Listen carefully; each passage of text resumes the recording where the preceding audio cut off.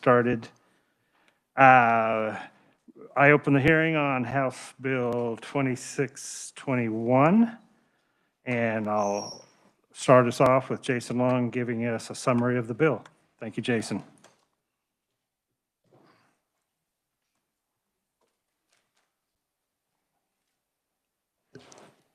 Thank you, Mr. Chairman, members of the committee. House Bill 2621 would create new law regarding the Kansas State School for the Deaf.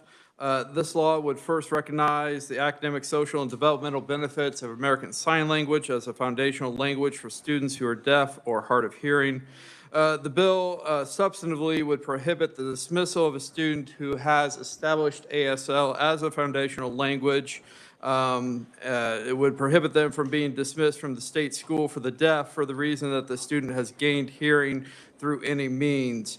Any change in the educational placement of a student in this situation would be a change or a change in the special education or related services provided to those students is governed under the student's IEP, which is governed by the federal IDEA and the state Special Education for Exceptional Children Act.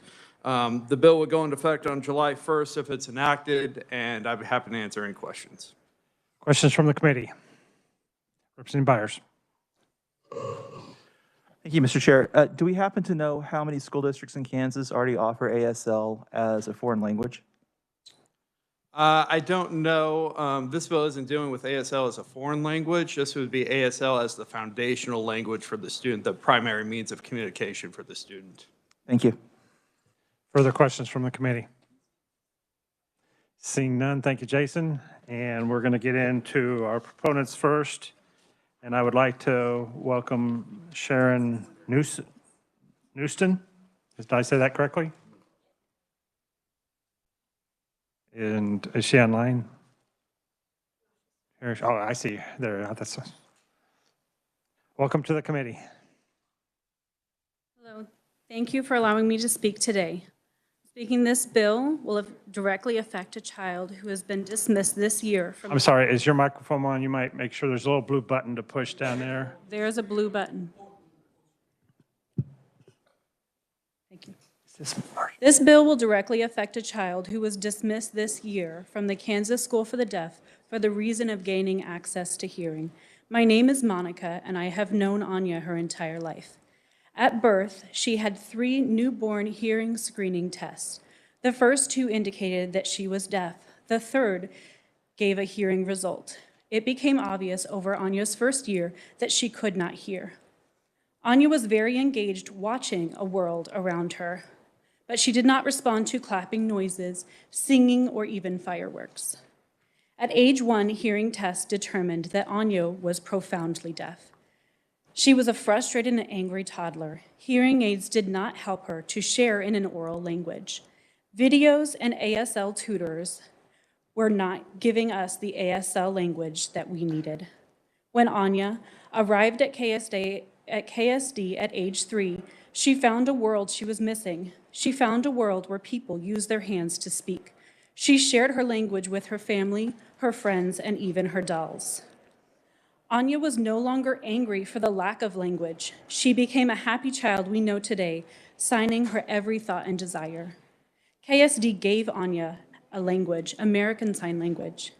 KSD not only gave Anya a language, she helped her to share her language with her family. As a part of the household, I was allowed to attend evening ASL classes at KSD and even attending the summer ASL family immersion camp. The teachers and instructors at KSD are wonderful. They accepted us and shared in their community. Every family at KSD has a unique story. I love how all came together for the love of our children. I am grateful for my lessons at KSD.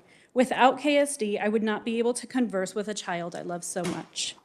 Thank you, and thank you for remembering to consider that this legislation touches the life of a little girl. Thank you. Thank you. And for committee, that was Monica Salmon, and now we do have Sharon coming up to speak. Thank you, Sharon. Welcome. Thank you. So thank you for allowing us to come today. Thank you for allowing us to have a committee hearing. I know it's an unusual bill, and in some ways it does look as though it's a bill designed for one child. But I'd like to present what this bill really does and explain that that's not quite true. This is actually talking about 3 groups of children, and one of those groups does have my child in it. A child who is deaf from birth, especially one born into a hearing family, is going to experience language deprivation. All the other children around them are hearing the incidental conversations happening all around them, the things we don't even think about as people give explanations and conversations all around us. But for a child who cannot hear, they're missing out on not only the information, but so much more importantly, they're missing out on the brain activity of developing the language and making the connections to the environment around them. For example, if you sit around a Thanksgiving or Christmas table and you have grandpa telling a story, so in my family, we would have my grandpa telling the story about how he grew up in South Dakota, and the snow would sift down through the wooden shingles on the roof, and it would land on his face, and he couldn't brush the snow away because he was trapped under the weight of all the wool blankets that were holding him down to keep him warm. And he had to wait until his mother had finished lighting the wood-burning stove, and he had to wait patiently or she would not come in a hurry. And when she had time, she would come up the ladder and pull his woolen blankets away so that he could be free and brush the snow off his face. My child not only missed the story, she missed thinking about what it was like to have wooden shingles on your house, what it was like to climb up a ladder to the attic. She missed thinking about what it was like to be so cold the snow didn't melt on your face, but so warm below the wool that you were just fine sleeping through the night. You see, you don't just lose information when you're deaf. You're also losing language and brain connections. That's why we talk about language deprivation and not information deprivation. When a child comes to the Kansas School for the Deaf, yes, they're often 3 to 5 years old. And if that child's been in a hearing family, that child has already lost not only information, but brain connections. Our teachers for the deaf are trained and experienced in helping that child to make connections to language, and through language to make connections to critical thinking. All of this is vitally important to deaf children. And that's why we have Kansas School for the Deaf. That's why we don't just have interpreters in all the school districts around the state. That's why we fund the deaf school, and that's why I really appreciate the tax dollars that go to the deaf school. The deaf school is a unique environment. It cannot be replicated in every school district because you cannot replicate a community with that many signing adults and signing children all in one place. A child should be able to learn their language naturally and effortlessly, and that's possible when they see adults communicating with adults and adults communicating with children and children communicating with other children. That's why it's very important that we have the Kansas School for the Deaf. At KSD, my child gained a language. She can share her language with her family, with her friends, with teachers, and with classmates. My child's language is American Sign Language. Monica talked a little bit about what it was like for Anya when she was little. She didn't have a language. She was a frustrated child. We were told by audiologists, just pop these hearing aids on her and look at her directly when you're speaking, and any day now, she'll answer you back. It didn't happen. And 2 years in, we said, we're pulling our heads out of the sand, we're dealing with reality, we need a language. And we packed up and moved to KSD, and it was the best thing we ever did.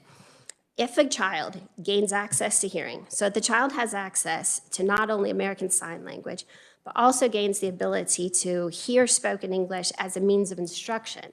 In other words, in a classroom setting, a teacher could tell them something.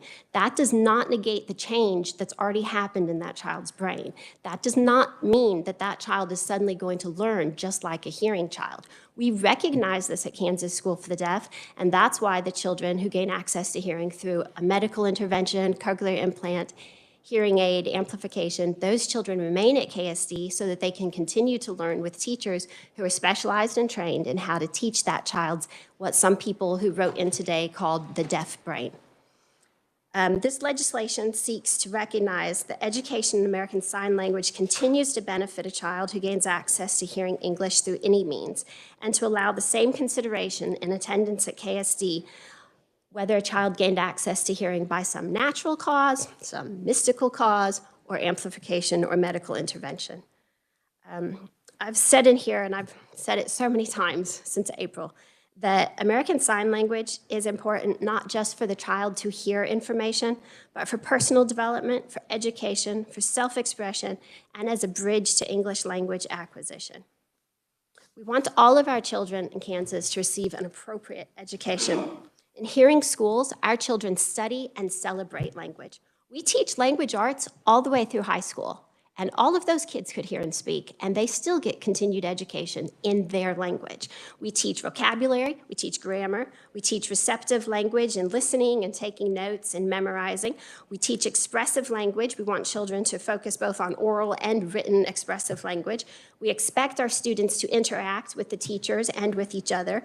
We even teach art forms. We teach poetry and drama. We teach soliloquy and duos and dialogues. We recognize that in expressing yourself, a child is organizing their mind, teaching themselves critical thinking skills, and they need these for life. It's not just about sitting on a chair and listening to a teacher. To not teach a child to express themselves will cause detriment to the child. The language before us is because there's a child whose only expressive language is American Sign Language, and she's been dismissed from the Kansas School for the Deaf because she gained access to hearing. Her brain did not originally find a pathway to hearing, but somehow, and nobody knows, this has never happened at Kansas School for the Deaf, it's never happened at Children's Mercy Hospital, and it's never happened at the Midwest Ear Institute. A child who was profoundly deaf became hard of hearing and then hearing, and we don't know how. But her brain did not find a way to speech. My baby can say, Mama, Papa, no, bye, and hi. That is not a language. That's 5 words. You can't even make a sentence with those 5 words. My child does not speak. We've had her analyzed. Children's Mercy Hospital pathologist says she cannot physically make enough sounds for the sounds to add up to language. So my child cannot speak. Also, I don't know what's going on with the nerves in my kid's head, but if you show her a picture of a lollipop and ask her to draw it, she may draw it sideways, upside down, backwards, flipped around. Her brain is switching symbols. So my child has not found a pathway to reading and writing. My child's only expressive language is American Sign Language.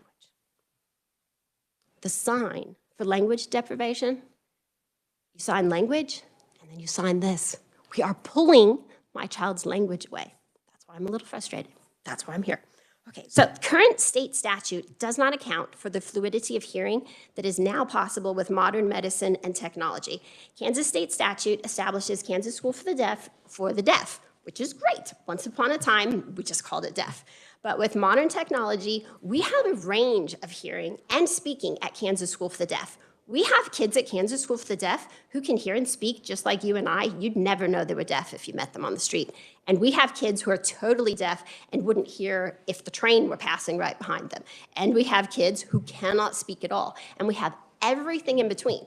And not only do we have the full range, but it is a fluid range because you can have a child who has moderate hearing and their hearing gets worse. You can have a child with moderate hearing and their hearing gets better. You can have a child who doesn't speak at all when they arrive at school, and over time they learn to speak. So you have a broad range of spectrum, and it's a fluid range for each of those children. I truly believe that my child, who now has access to hearing, cannot speak, signs all of her communication, will fit in on this broad range just fine, just like she has for the past 6 years. I think that it is a restriction to say that my child should attend a hearing school where every time she tries to communicate with someone, she has to communicate through an adult. That's not natural. That's restricted. My child's being restricted to all of her communication going through one person.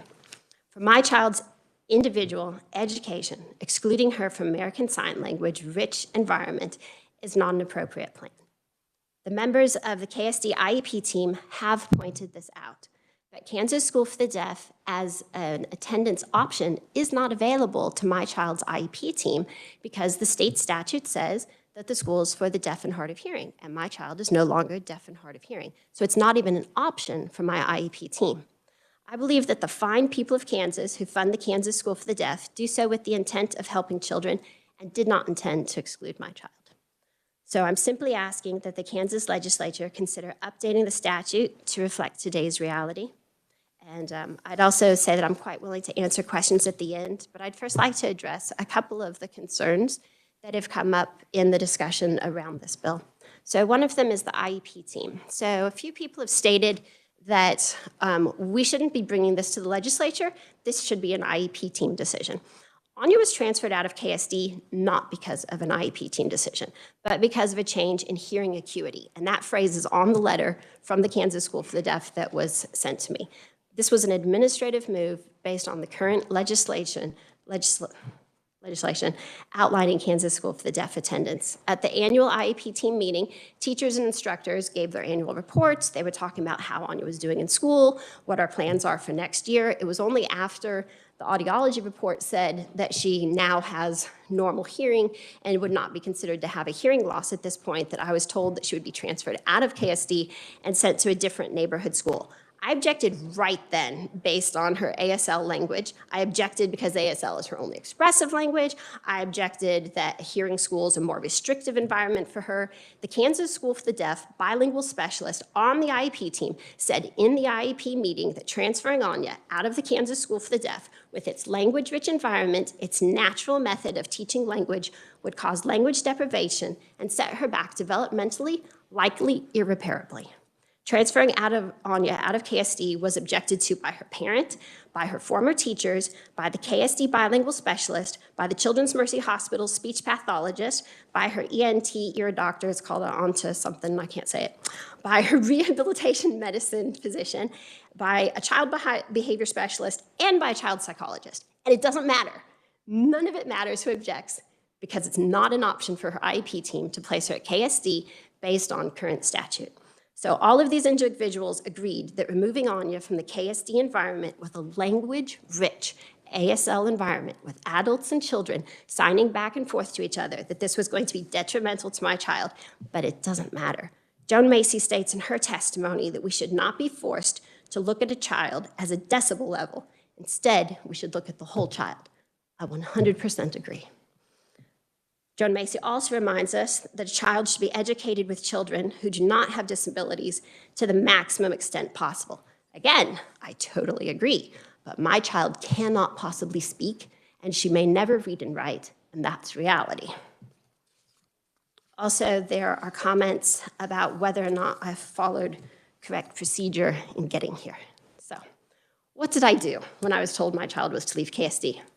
First I said, what? Okay, then when I calmed down, I wrote some letters, and I appealed verbally and in writing to the Kansas School for the Deaf elementary school principal, to the KSD outreach coordinator, to the KSD superintendent. I reached out to the Olathe Public Schools special services coordinator, to the Olathe assistant director of special services, and to the Olathe superintendent.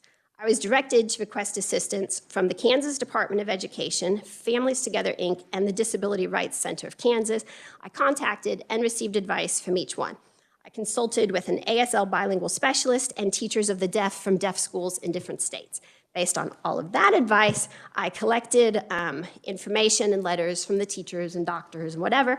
I went back to the school and I presented this to the school. Didn't matter. So then, at the advice of the Disability Rights Center of Kansas, I filed a formal state complaint on the basis of a separate classroom issue that had happened in 2021, and that complaint resulted in an investigation in November of 2021. So I have a 22-page report from the Kansas Department of Education in which they agree with the Olathe School District and the Kansas School for the Deaf that my child is receiving an appropriate education at Kansas School for the Deaf. And 2 weeks later, she was dismissed from school. So I have a 22-page report saying she's getting an appropriate education in her placement at Kansas School for the Deaf. But it doesn't matter because the statute says you have to be deaf and hard of hearing. So lawyers for the Disability Rights Center advised me that a due process hearing is not what I need to do because a due process hearing is when you state that the school district is not following state statute. But the school district is following state statute. So they advised me to not do a due process hearing. So when the Kansas Board of Education says that I should be following a due process hearing, I've already been advised by lawyers for the Disability Rights Center and the Kansas Department of Education to not bother with that. They said it would take a year or two, and at the end they would say, yes, this child is not receiving an appropriate education, but that doesn't solve the problem of where to send her. Do you see? So then, when I heard this week that they were saying I should do a due process, I called the Kansas Attorney General's office, and they very kindly listened to a very short version of what I've been through with you.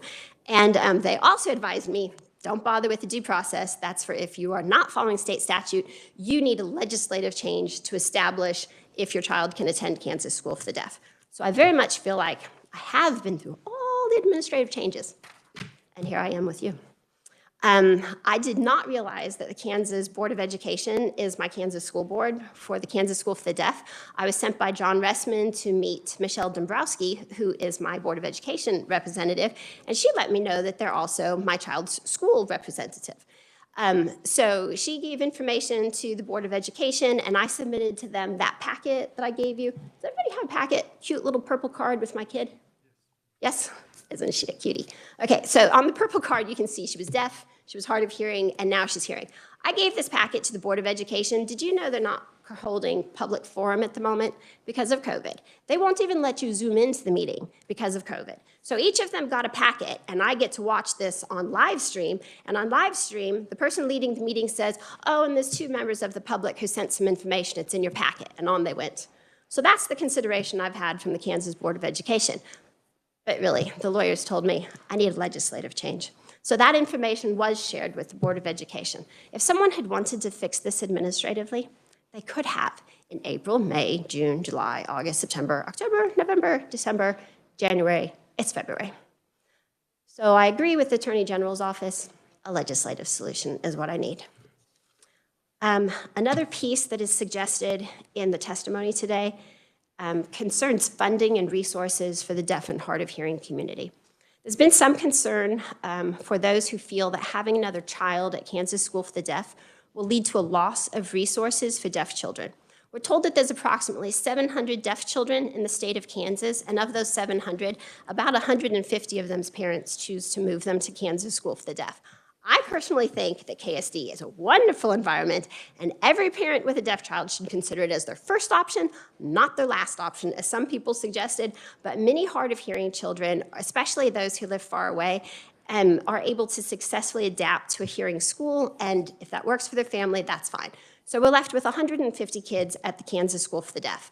I have never personally heard that the Kansas legislature capped the number of children allowed to attend the school. I have also never heard that the Kansas legislature capped the amount of money that they were willing to fund for the education of deaf children. As a matter of fact, I'm pretty sure there's a budget process, and every year the budget is used and determines current needs. KSD is a charming structure. It has really fun playgrounds. If you do look at budget again, we would like 8 more swings because you never have enough swings. We have a pool, we have fabulous teachers, we have wonderful staff. KSD children are not shortchanged in education or fun. Whatever the budget is, the staff make excellent use of it. If a pox swept through Kansas next month and left 1,000 children deaf and mute, the legislature would make a plan to appropriately educate every one of those children. Educating one more child at Kansas School for the Deaf does not steal from, take money away from, or underfund a deaf child's education. Educating one more child is never a waste. There was also a note from the Budget Committee estimating that having Anya at Kansas School for the Deaf could cost the school $112,000. That would be true for some children. That would. If you had a hearing child who lived in a deaf family and attended a deaf school, and especially if they then lived in the deaf dorm Monday through Friday, that child would be missing out on auditory interaction that child would really need. And it could very well be that a specialist would be needed. But my child lives in a hearing family, and we're very active in a hearing community. My child gets a lot of auditory stimulation. She's not missing out on auditory stimulation. Also, we have a very nice school 2 blocks away where my child is currently attending. And they have some very good reading specialists who are working with her. This is the first year Anya has access to phonics. Not because it's her first year not at KSD, because it's the first year she can individually pick out sounds. You see, she started to recognize individual words about 2 years ago, but now she can hear individual sounds.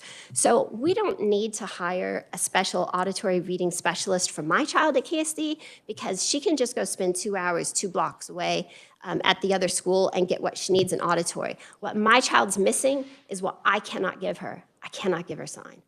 First time I ever really met a deaf person was my own child. I don't speak sign language. I'm learning, I'm trying. She gets ahead of me. She's just a kid and she gets ahead of me. I can't teach her a language I don't know. I need the American Sign Language environment for her to gain this language. Also, there's talk of a para for Anya.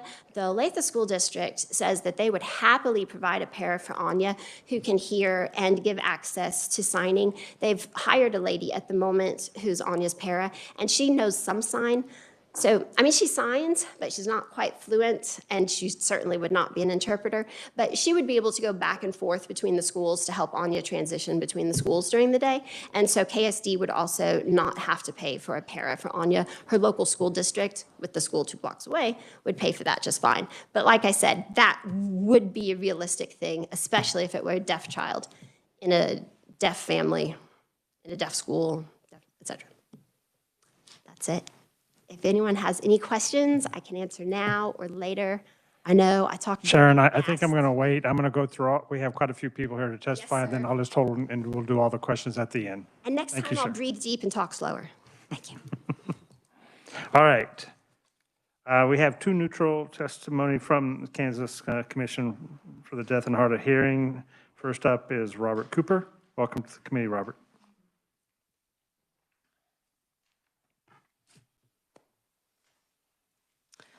Hello, good afternoon. It's nice to see many of you again. Chair Hubert and House committee members, I am Robert Cooper. I am the Executive Director for Kansas Commission for the Deaf and Hard of Hearing, ks.gov. Our board is not able to make a decision for or against this bill. However, I am here to help give some consideration for a few different viewpoints to help moving this forward. ks.gov was established in 1982 with our purpose of giving policy considerations to the legislature that would influence and affect deaf and hard of hearing folks across the state, be it their vocational service, their health, employment, education, all of that rolled into one. So we are concerned that this would have an impact for deaf and hard of hearing community members across the state. We did invite the mother to the commission meeting January 14th of 2022. We see the issue, we understand the issue, but at the same time, we do know that that would impact KSD. And not just KSD, but other deaf and hard of hearing children across the state who still have and waiting for their due process to enter KSD because they have to go through their local school district first. If their local school district can't appropriately meet their needs, and some of them do think that they can, and some know that they cannot. If that school says that they can, then they hold that child back to stay within their local school district until that due process happens, and then they realize they truly cannot meet that child's needs, and then they look to KSD as a last resort. And that's typically what happens. The executive committee of our commission has trying to research and understand this impact and to find a viable solution for this child and any other child who has similar instances. So if there needs to be a redraft of this bill, we would encourage that with more collaboration with the stakeholders. There was a sister bill that arose from this, Senate Bill 372. The commission did not have time to discuss or research on that, so they had asked me to do some legwork, and I reached out to a lot of individuals, a lot of stakeholders, a lot of agencies to see what resources and options and other avenues that we could present that could help this specific situation for this child or any other child in a similar situation. Again, we learned a lot through this information finding process and working together to figure out how we can best move forward from today. Yes, this bill 2621 does seem to address this specific issue, but it also does not explain or expand upon how this will help resolve the situation. If I can give you an analogy, if your car will not start, possibly you would think it's the starter or the battery. And we probably would think it's the battery was the reason why the car would not start. So then you replace the battery and then the car turns and it works, but it still does not resolve the issue because the true issue might be with the alternator. Because the battery could be drained again and again, and having to replace the battery time and time again will not solve the solution. Resolving the alternator would solve the solution. So again, bringing this back, there are procedures already involved that we have been following. Another large concern that we have is creating an exception. Every child, every family will want an exception. And the general public might be thinking, well, then the school is not meeting that child's needs at the local level, so then KSD will take care of it. And so that is a definite shift in how the processes work. As was mentioned, 700 kids all over the state of Kansas and 150 are currently enrolled. You know, there could be 50, there could be 60 kids who are still going through that due process who are wanting to attend KSD, which that process has not yet been completed. KSD does have the size and capacity to bring more of those kiddos in, you know, and all of these kids wish they would go to KSD, but we know that some of them cannot. A lot of parents all over the state, parents want their kids close to home, which means that their local school district has to demonstrate that they can meet that child's needs first. And then if they prove that they cannot, then the child will go to KSD. Again, there are processes that have to be followed and that are being followed. And the processes just determine that environment, that least restrictive environment. And the most successful environment for a child truly is a least restrictive environment. If their local homeschool or that public school, that child has the opportunity to attend within a regular classroom, that would be the goal, that the kid has that opportunity within that normal setting. However, if it is not, then an alternate placement could be considered. But then that's how the process is determined. So, and I also wanted to clarify that this list, House Bill 2621, looking at amplification and other means, does not mean that they are implied to go to KSD. They are still eligible to attend KSD. Some are currently enrolled, but all of those decisions are made through a due process and an IEP process that does work in tandem with the local school district. So it's not just as simple as these kids can go to KSD. The commission feels that this bill needs more time to figure out a solution because we do know that it could benefit many deaf children across the state and not just a few. The commission can say that they want more time to achieve a best policy recommendation. Thank you for your time. Next up is Leonard Hall, attorney for the Kansas Commission for the Deaf and Hard of Hearing. Welcome, Leonard. My name is Leonard Hall. My position on AB 26 is neutral since I'm a member of the Kansas Commission for the Deaf and Hard of Hearing. I'm speaking as the individual, not on behalf of the Kansas Commission for the Hard of Hearing. My question is whether this bill is in conflict with the federal laws and rules of IDEA, which is Individual with Disability Education Act, and whether they're adopted under the IDEA for this situation. I'm hard of hearing, lost my hearing, I'm wearing cochlear implant. I'm an attorney who's been actively involved with the deaf and hard of hearing community for the past 50 years.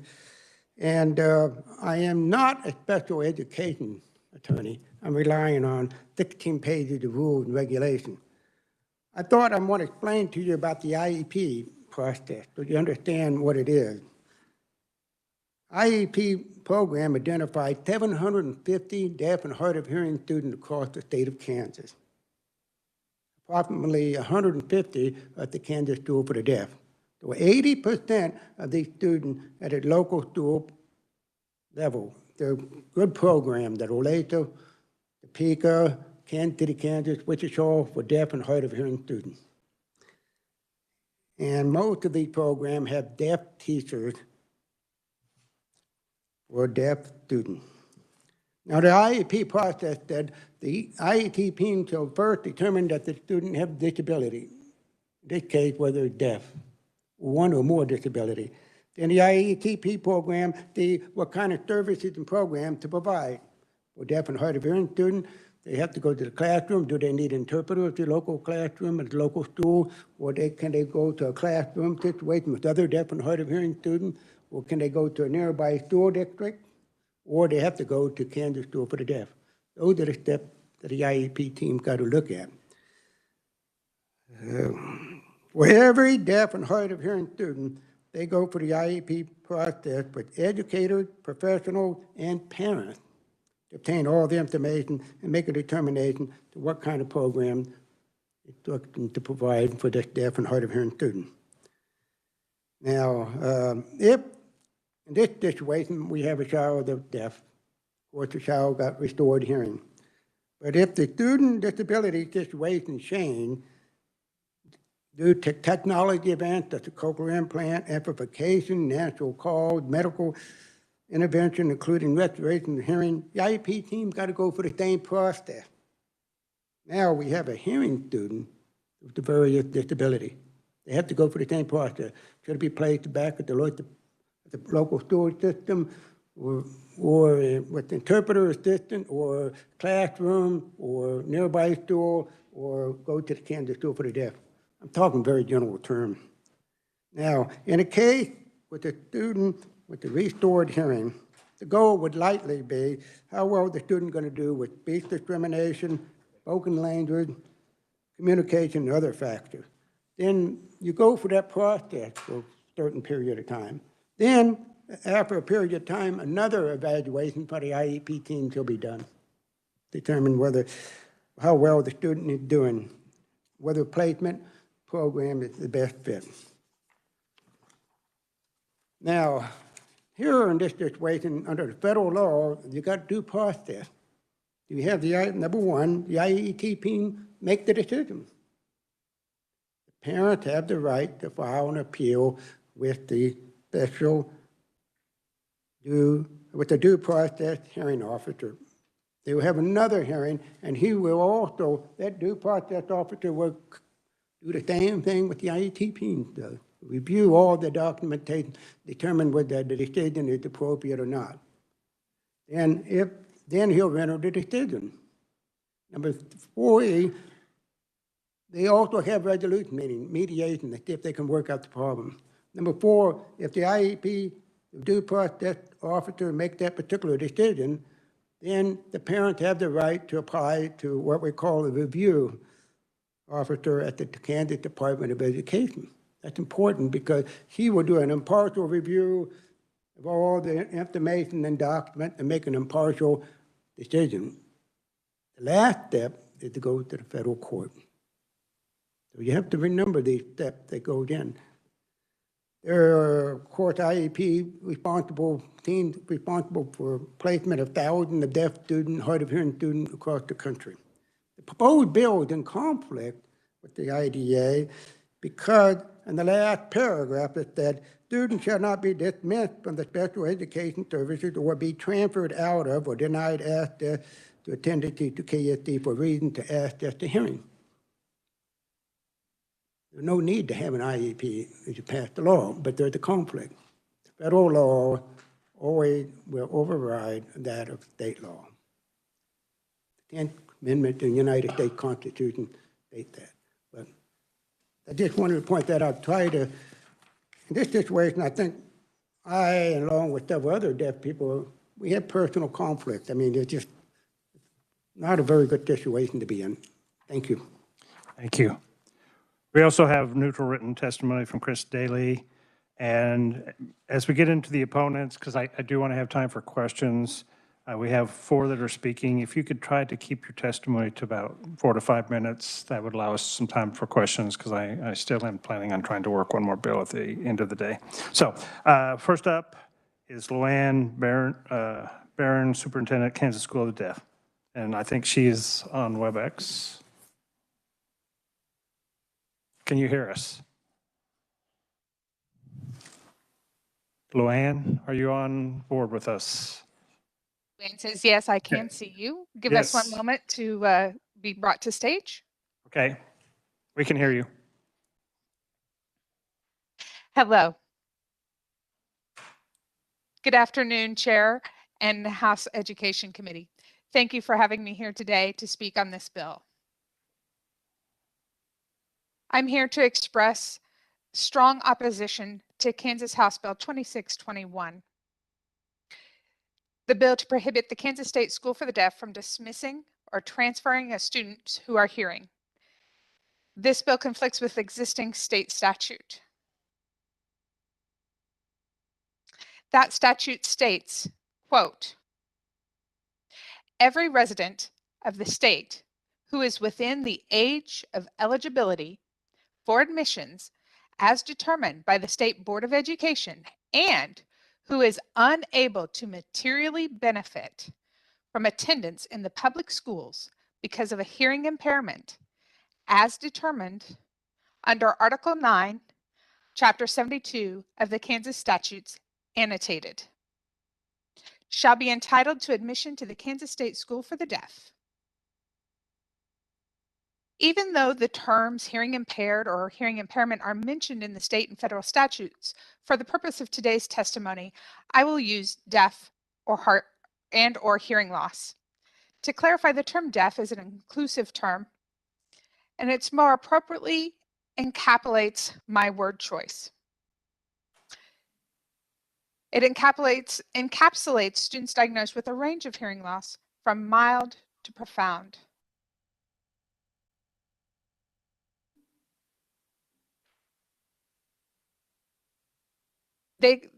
So again, those students who may have a mild to profound hearing loss fall within this category of being deaf. So that means we may have students who can hear a little bit to those who can hear nothing at all. It's an important clarification to help emphasize that students with a medically diagnosed hearing loss require, they may benefit from wearing hearing aids or cochlear implants, but they still have a hearing loss. Those with hearing loss require specially designated instruction to meet their needs, and these needs are different from their hearing peers.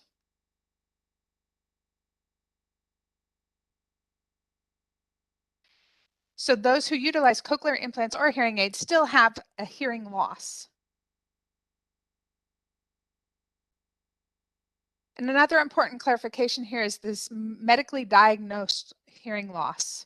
That means an audiologist who is qualified and certified utilizing the appropriate audiological testing procedures to identify hearing loss are those who identify these children with hearing loss or those who are deaf. Again, those children have specific educational needs for a specially designed instructional environment. For example, modified curriculum, an alternate approach to educating deaf children, which is quite different from educating hearing peers. A use of ASL in direct communication and direct instruction, as well as a variety of other visual instructional strategies. Those instructional methods are different than what you would see in a regular classroom for hearing students. This bill would result in a new admissions policy, meaning that we would be able to admit hearing students and would do so over the objection of KSD and the Kansas State Department of Ed. It would establish this admissions policy without notice to and comment from the public. And in fact, this bill is intended to move so quickly that most Kansans are not even aware of it. This proposed amendment to the KSD admissions policy is being made in haste, without the knowledge and participation of the public, and as Robert Cooper mentioned earlier, without public comment. And the commission itself is working on investigating the issue at hand and ensuring that all proper channels are explored. So without justification to how the proposed amendment will benefit current or potential KSD students. Additionally, this bill would result in students receiving inferior services. KSD's expertise is not with students with normal hearing. It is with deaf students, with teachers who are certified as teachers for the deaf, with appropriate endorsements in deaf education. These staff are professional with expertise in the learning needs of students who are deaf, not hearing students. Training current staff or hiring new staff. You know, our staff as is, they've not received any training in teaching students who have normal hearing.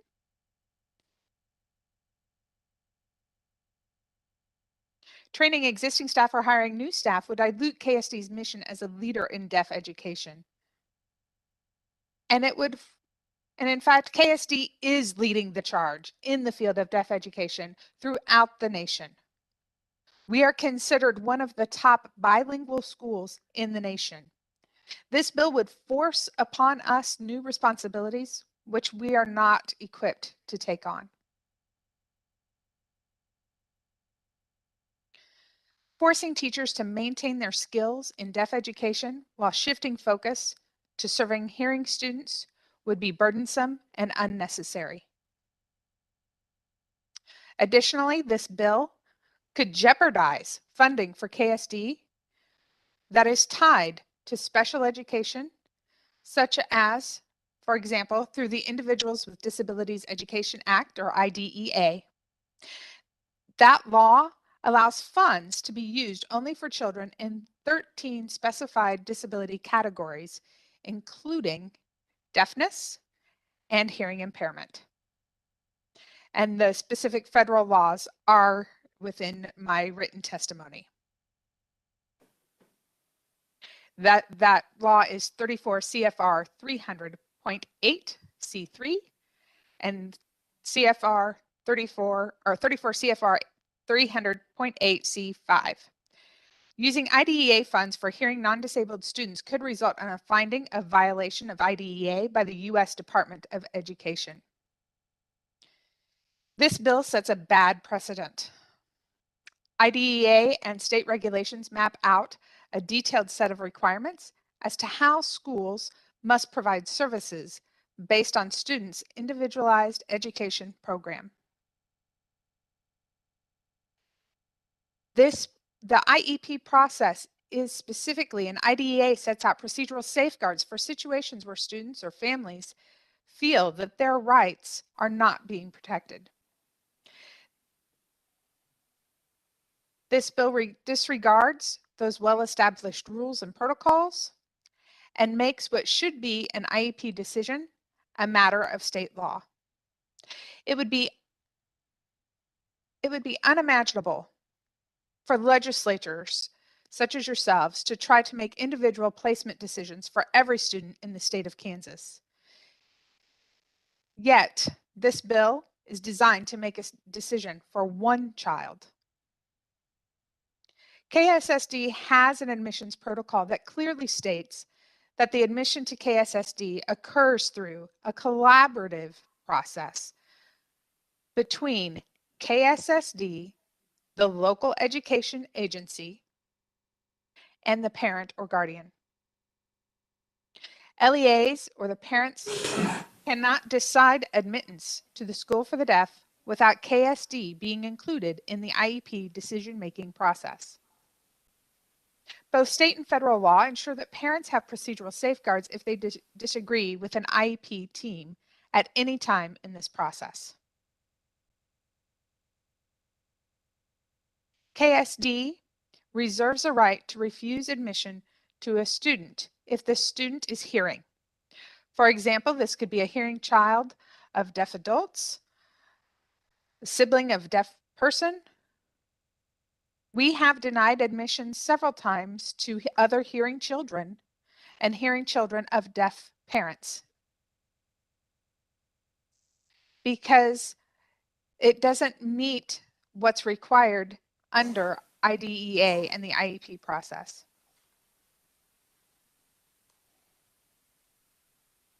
Additionally, the children who require services that are beyond the scope of what KSSD can provide, such as medically complex situations. KSD was established, we've been running for 160 years, serving children who are deaf and hard of hearing. We have programs ranging from birth to age 21 and serve students throughout the state of Kansas. We've been contributing to the education of deaf and hard of hearing students and their families for 160 years. Understand we're not the only placement option that is available that benefits students who are deaf, hard of hearing in the state of Kansas. However, it is the only school in Kansas where deaf, hard of hearing students receive direct instruction in American Sign Language in a 24/5 setting. The Kansas statutes annotated Chapter 76, Article 10, 76, 1001B is written purposely to protect the integrity of the school and ensure that all deaf, hard of hearing students receive the best possible education in a fully accessible environment. This education should not be diluted by dissipating resources. So once again, I urge you to oppose House Bill 2621 for the sake of our deaf and hard of hearing children in the state. Thank you. Thank you, Luann. And again, in order for questions, the remaining people testifying, if you would try to maybe keep your remarks to things that haven't already been said and try to keep them to maybe 3 minutes now. We have 3 more people that are set to speak. Joan Macy is next. Welcome to the committee, Joan. Thank you, Chair Hubert and committee. I appreciate your time this afternoon. I have submitted written testimony. I will probably skip a couple of paragraphs because a few things have been mentioned. I stand here today in opposition of House Bill 2621, prohibiting the dismissal and transfer of students who gain access to hearing from the Kansas School for the Deaf, which I will refer to as KSD. To intentionally deny a child access to one of their senses in an educational setting is bad instructional pedagogy. It conflicts with child development, and it denies the child full education in violation of state and federal law. As implied by the name and codified in state statutes and regulations, KSD was established to serve students who have a medically diagnosed hearing loss, their families, and the professionals who serve them throughout the state of Kansas. Students who are deaf and hard of hearing experience and interact with their world and educational settings differently than their hearing peers. With almost 97% of deaf and hard of hearing children being born to hearing parents, these students often lack full accessible communication with their own parents and family members. We are fortunate in Kansas to have robust early intervention to support these families, but the fact remains that these students who are deaf and hard of hearing in Kansas are not meeting their language milestones in American Sign Language nor in English. The Language Assessment Program for students who are deaf and hard of hearing, referred to as LAP, was established by the state in 2016 and shows approximately 80% of students who are deaf and hard of hearing are not meeting language milestones. This means when students arrive at school at age 3 or age 5, educators are immediately faced with the challenge to bring the students' language development to a level commensurate with their hearing peers. This challenge requires specialized training, pedagogy, and resources. On the other hand, hearing students who have a shared language with their parents. They have access to incidental language and learning that is enhanced by explicit instruction and interactions. That is, hearing students have access to auditory input in utero when overhearing people speak in the immediate and not so immediate environment, via television, radio, music, movies, technologies, and also when exposed to environmental sounds such as birds chirping, footsteps in a hall, sirens, noises throughout the night as one sleeps. Hearing students interact and experience their world differently than their deaf and hard of hearing peers. Hearing students require a specific pedagogy and methodology that address those unique needs with the auditory system and their access to hearing. The need to access hearing is intensified when educating students who are hearing and also have cognitive delays or other disabilities. The needs of these students to maximize their learning and skill development cannot be met in a deaf school environment. And in fact, it would rob the child of some of those critical instructional practices from which they could benefit. There are students that have access to ASL prior to entry to the educational system, such as children of deaf adults, children who have deaf family members, and hearing students who have hearing parents who consistently and thoroughly utilize ASL within their home and family environments. Those are great language foundations, and it's definitely an asset to be bilingual. However, this does not mean that the hearing student would benefit from receiving education in a deaf environment, nor does it mean that the child will lose those foundational ASL skills when they enter a hearing school. A hearing student must receive benefit from a fully accessible environment that utilizes all of their senses to maximize their learning. Truly, families with hearing students have multiple resources and options: public school, private school, virtual school, homeschooling, etc.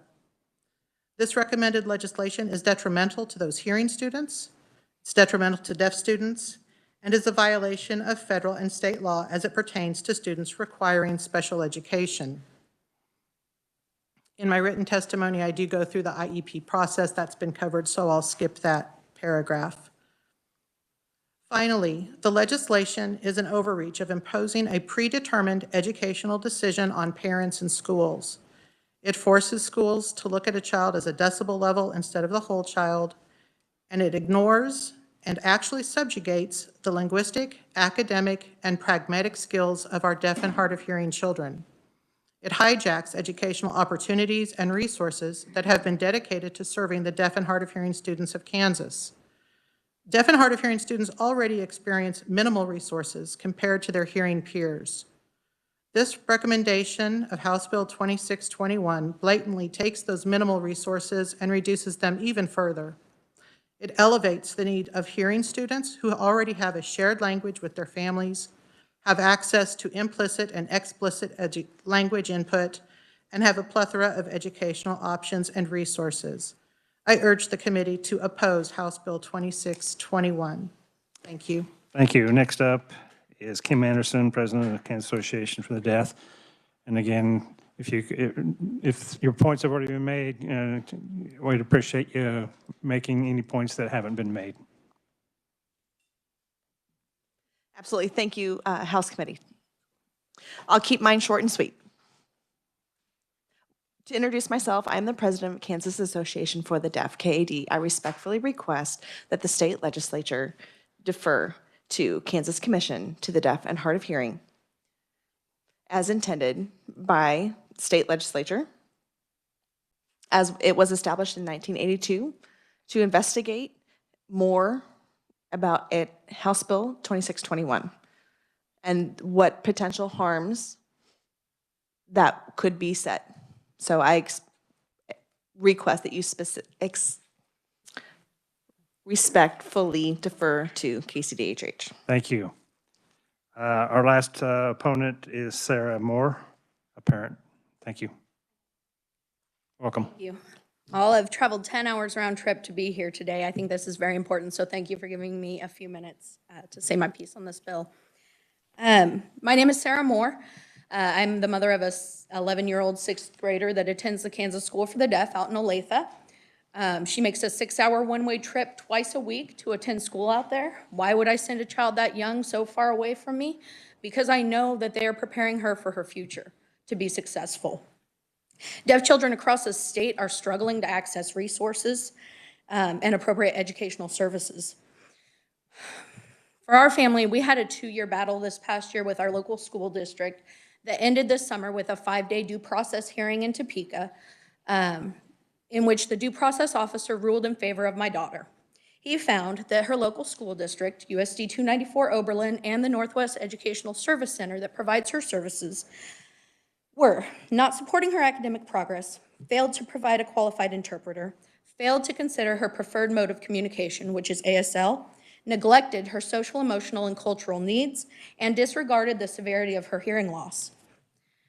November 28th, Elena started at the Kansas School for the Deaf after the due process hearing officer's decision, and she has never been happier or more successful. We've been through the impacts to the IDEA and the LRE requirements to the law that are currently in place, so I'm going to hop over those. But my point is that if a child with hearing loss is then cured of hearing loss, in order to qualify to even have that IEP meeting, it's possible that this child may no longer qualify for special ed services. So this bill would usurp that power and allow this child to continue attending KSD in possibly a more restrictive environment. Beyond that, the home district, the parent's child, and KSD meets annually to discuss the placement decision. And during that, you have to look at what does the child need currently in their academic programming. Communication benefits should not be the only factor in deciding a child's educational placement.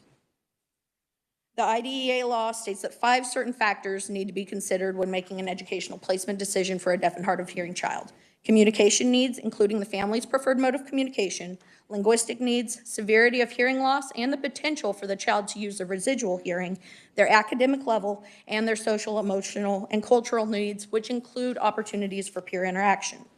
House Bill 2621 eliminates all of those factors except one from consideration in determining placement for a deaf or hard of hearing child.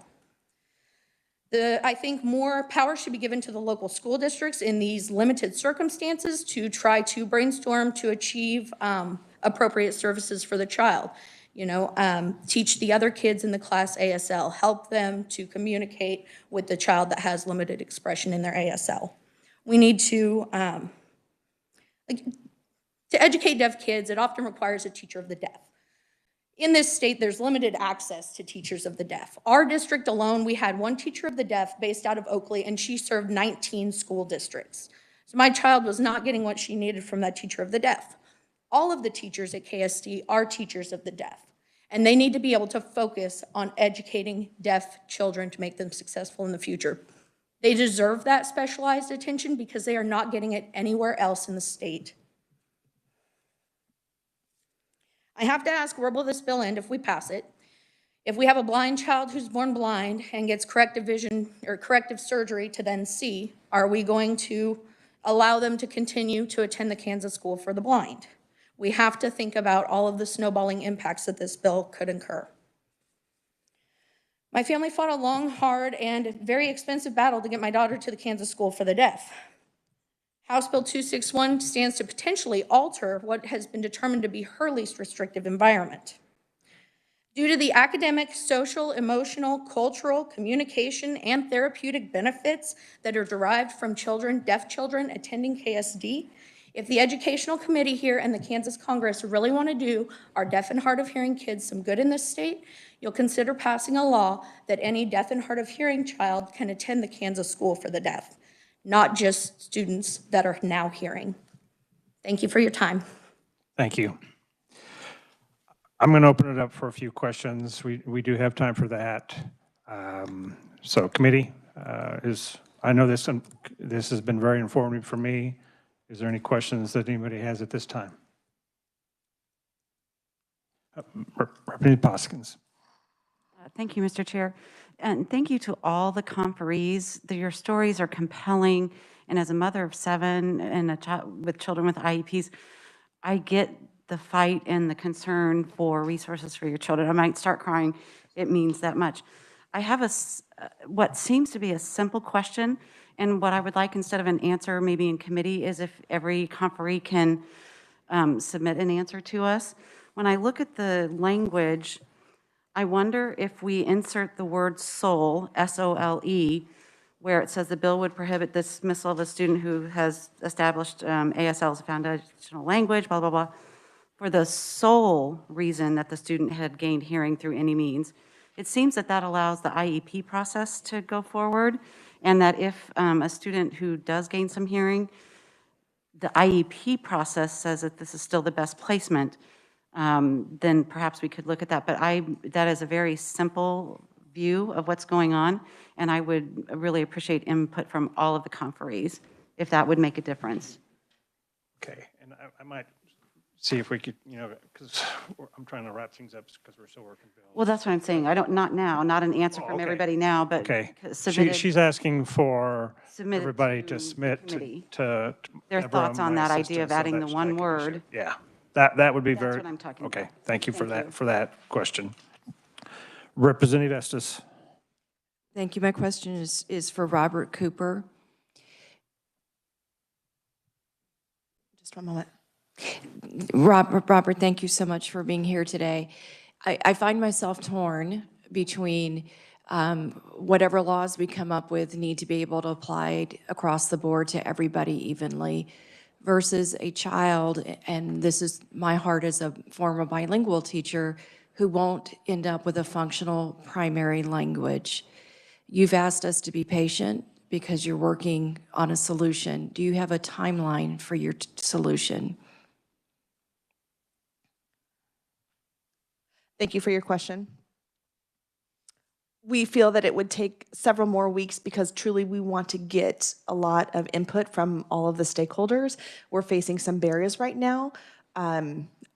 Just trying to get all of the different varying viewpoints. So trying to then narrow our focus and keep our scope narrow, probably a few more weeks. But at the same time, we do want to give the public equal opportunity to weigh in with the parents' perspective, have the local school districts, have it worth their time to have their input included.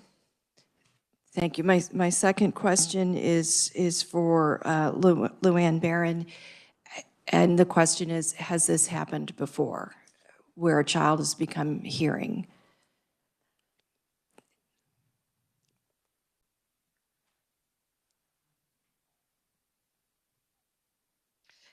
To answer that question, no, not to my knowledge. I believe this situation is the first time that we have experienced something of this nature. Okay, so I'm just deeply concerned because apparently we're in a situation that our current law didn't envision. We have a child who's experiencing tremendous language loss by not being able to be with a peer group. And in my mind, when I think about bilingual students, you got to have at least one solid language. God forbid you have an emergency and you don't have a way to communicate what your emergency is and what help you need, and it's dangerous to leave this child without a language. Thank you. Representative Sanders. Thank you, Mr. Chairman. So my question would be for Sarah. What I'm trying to wrap my head around is if Sharon's child is allowed to keep attending at KSD, how does that negatively impact your child?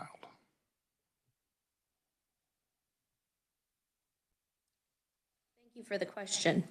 The concern doesn't come from just one additional child attending KSD. The concern comes from the impact of teachers then having to shift their educational strategy to educate hearing children. So in this instance, for right now, yes, there may end up being one hearing child in the classroom with my child at KSD.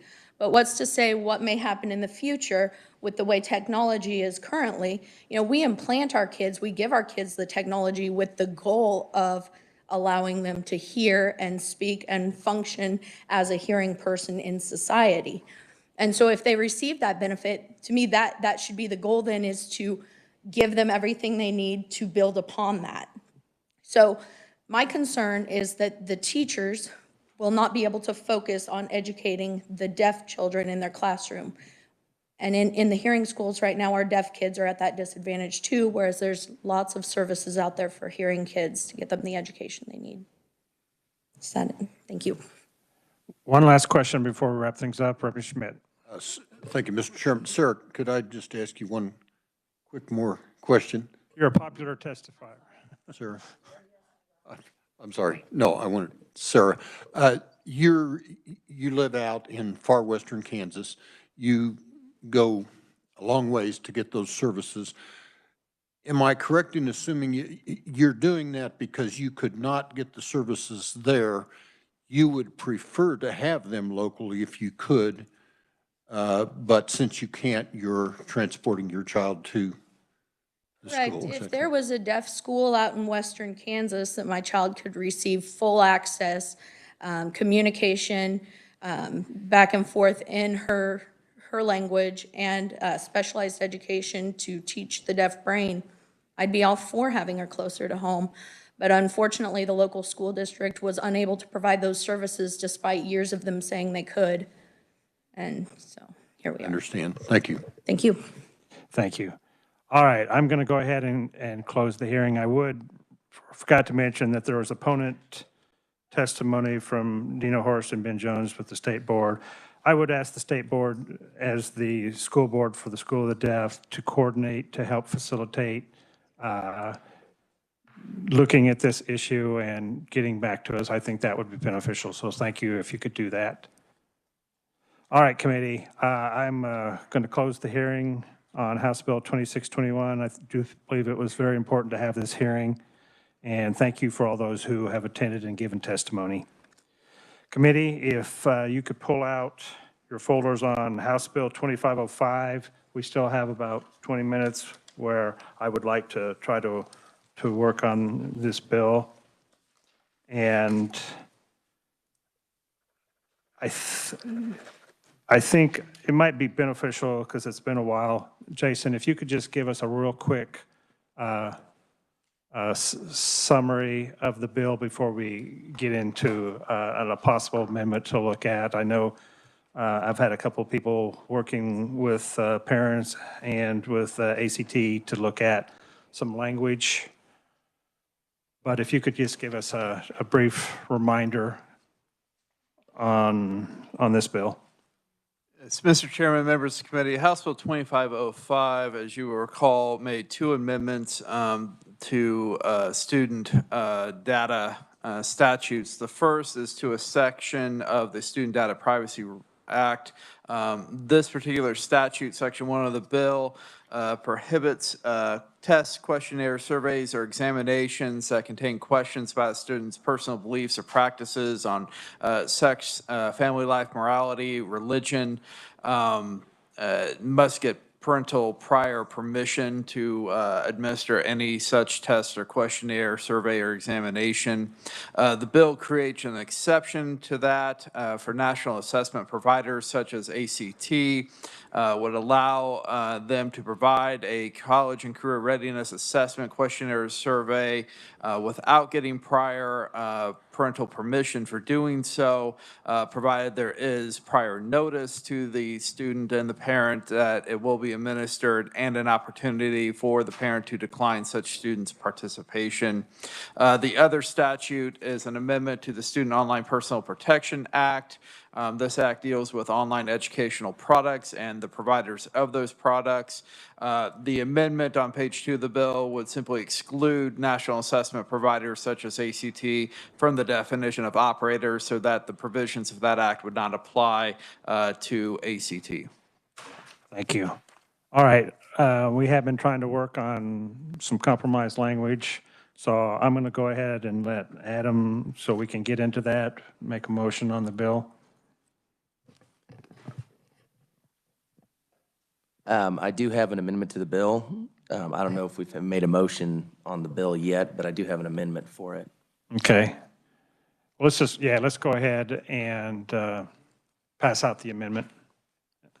And then I'm going to let, after it's passed out, I'd probably just as easy to let Jason walk us through the amendment.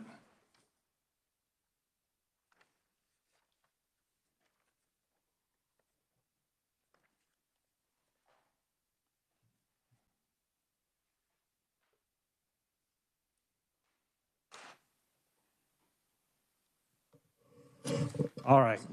I'm going to go ahead and let you, Jason, walk us through the amendment. Mr. Chairman, members of the committee, the amendment that was just passed out addresses the exception in the Student Data Privacy Act amendment there on page 1 of the bill. The first amendment, line 26, clarifies that the opportunity to decline participation in the ACT questionnaire or survey must occur prior to the administration of the questionnaire or survey. There was some question as to whether or not that opportunity would be provided prior to the administration of the questionnaire. The Second Amendment to the end of line 28 limits national assessment providers from collecting any information relating to a student's sexual history, sexual orientation, social health, or emotional learning. It also prohibits the national assessment provider from disclosing information regarding a student's religious beliefs to any college, university, or other post-secondary institution if that institution has an admissions policy that restricts or otherwise limits admission of students who express a particular religious belief. Okay, and before we get into discussion, we're going to let Adam make a motion. So Mr. Chairman, I make a motion, we amend House Bill 2505. all right, you've heard the motion. Do I have a second? Representative Estes seconds. Now we can open up for discussion. Discussion or questions from the committee, Representative Sanders. Thank you, Mr. Chairman. So what does this leave in from the original bill? I don't think it's taking anything out. It's adding just those two. Exceptions. Yeah. So it's not taking anything out, but it's adding in the clarifications. Thank you, Mr. Chairman. Further questions from the committee? I'll give you a minute. You know, I don't want to rush things. So go ahead and read through that one more time.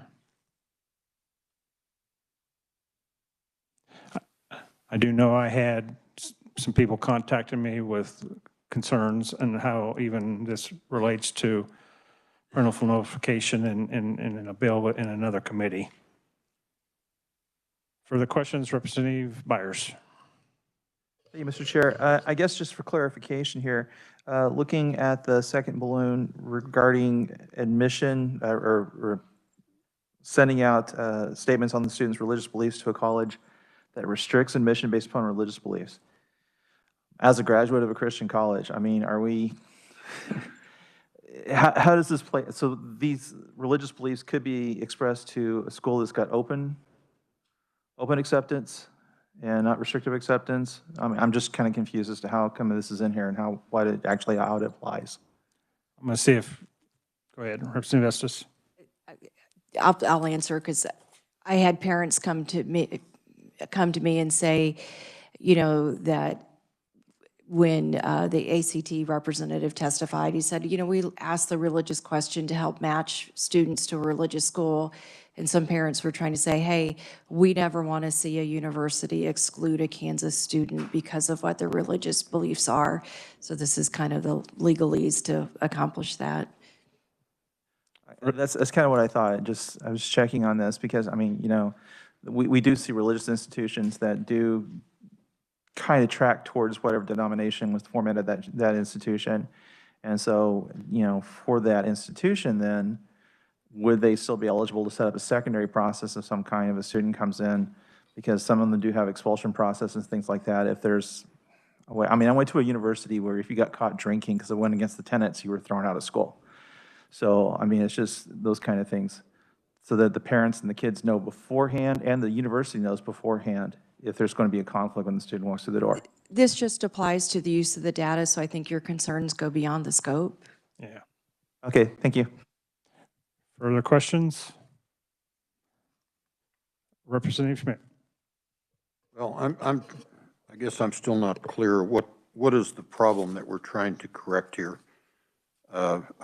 Do we have colleges that do not accept students based on their religious beliefs? I don't think so. Go ahead, Representative Estes. I'm not aware of. It was, parents are very careful about the information of their children, and they wanted to be proactive and make sure that their religious beliefs could not be used against them. Representative Poskins. Thank you, Mr. Chairman. So religious information can be disclosed to a college or university, say like University of Notre Dame, that has a Catholic, you know, general.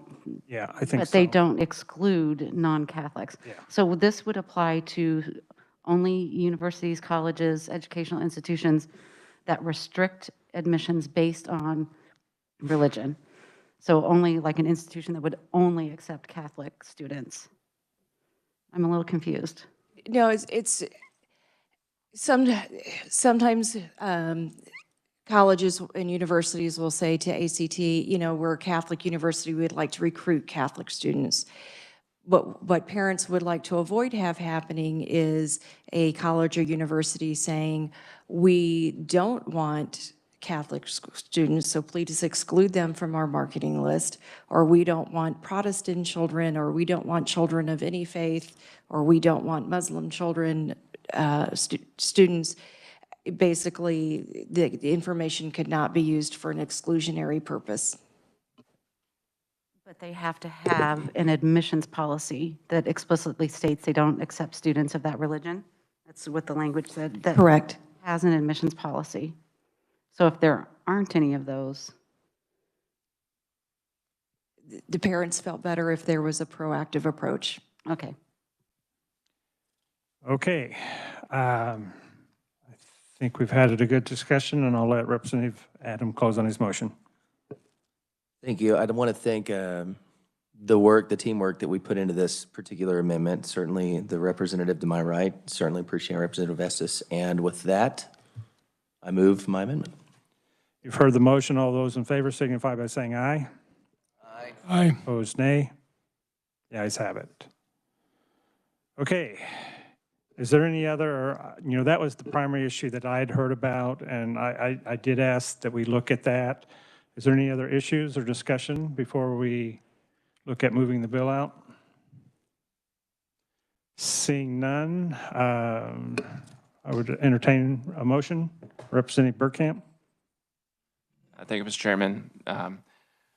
I move that we pass out of committee House Bill number 2505 favorably for passage as amended.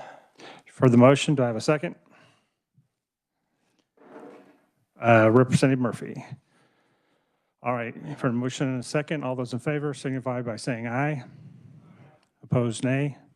The ayes have it. All right, committee, thank you for your hard work.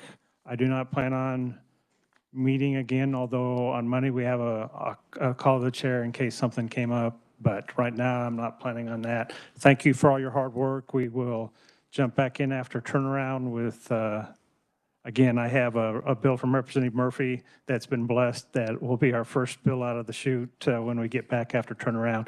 Again, thank you for all your hard work at this point in time. And with that, we are adjourned.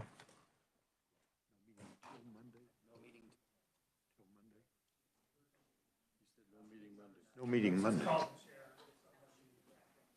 Everything else could be on the cold chair. No scheduled meeting. Oh. We're done. Okay.